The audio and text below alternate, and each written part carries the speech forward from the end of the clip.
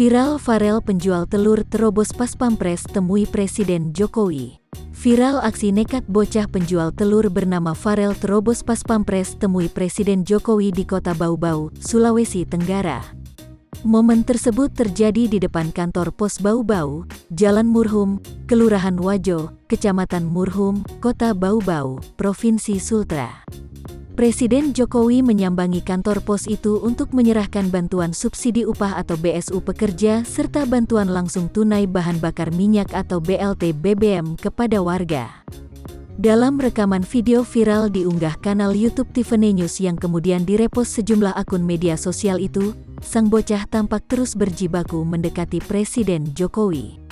Sang bocah penjual telur rebus tersebut gigih dan pantang menyerah menawarkan dagangannya ke kepala negara di tengah kerumunan warga tersebut.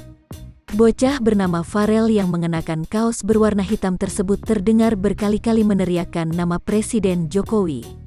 Usaha Farel pun membuahkan hasil. Dia kemudian dilirik oleh Presiden yang sudah berada di jok mobil Kepresidenan Indonesia 1.